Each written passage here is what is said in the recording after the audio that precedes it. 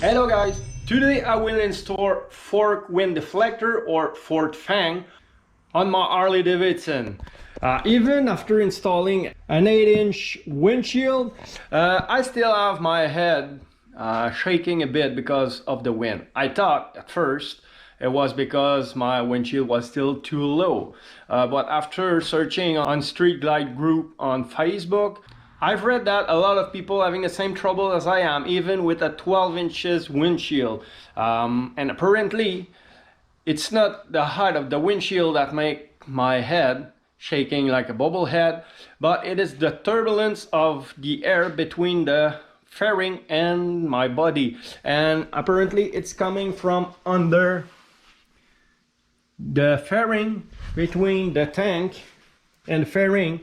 It go up and it spin between me and fairing, and people suggest that when installing fork fang or fork wind deflector, I will get rid of that bobbling head effect. So let's install it right now. Okay guys, for me, at least for my bike, it's really easy to install. I have two torque bolts where it's holding the signal mount. These are T40, and they match the hole on the bottom and on the top of the fork fang. So I remove the flasher or the signal mount and I install the fork fang between the fairing side and the flasher mount or the signal mount.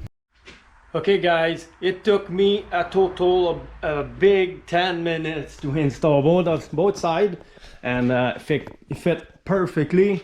Just clear the bottom of the signal light. So I can wait now to test it and see how it's affecting the turbulence air behind the fairing. This is it for now. Please don't forget to subscribe to my channel and hit the notification bell so you'll be notified as soon as I will release another video. So on this, I wish everybody a great day and see you later. Bye.